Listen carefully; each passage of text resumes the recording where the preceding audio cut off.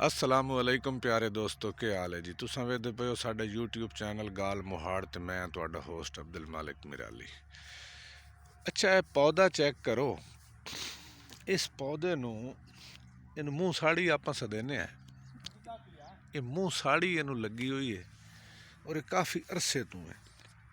और इस नूं असां ये वेखो इत्थों कटा देंदे होन्ने आ हर साल। ये हुण नवीं फोटां विच आंदियां पईयां। ए चेक करो, ए सारी नवीं फोट है, लेकिन ये हाले पौधा भी छोटा है। एक दूसरा पौधा भी खला है, वो भी मैं तुहानू दिखाना। ये दोस्त कोई मशवरा देवन भी ये किवें लगदी है ये बीमारी और इहदा वजह की होंदी है। पानी दी ज़्यादती है या पानी दी कमी है? ये ज़रा दोस्त जेड़ा ना मैनू दस्सन। ये काफ़ी पौधे हैं साढ़े ना, कोई 4-5 पौधे इस किस्म के। मिसाल के तौर पर एक ये पौधा खड़ा है, ये पौधा भी खड़ा है। इसनू भी यही मसला है, इसनू भी हुणे सारा उत्तों कट दिता। ये भी नवीं फोटां तो कढ़दा पिया, लेकिन वो नवीं फोटां भी बाद जाके ना वो फिर इहो मसला उन्हां नाल ही बन जाता है। तो ये कुछ दोस्त ना इस बारे रहनुमाई करन साड़ी भी ये किस वजह तो मूँह साड़ी लगती है।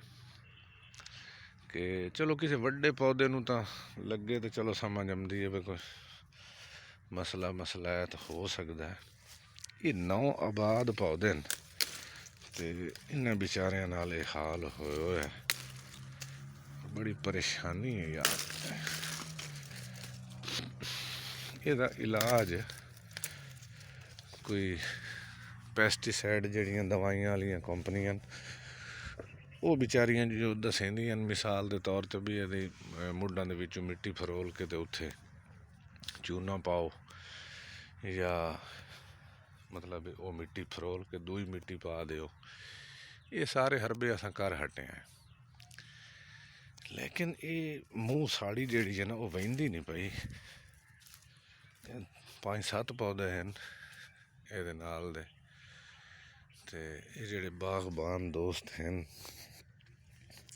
वो इहदा कोई इलाज दसन कि ये के वजह है वेखो किस वजह तो है।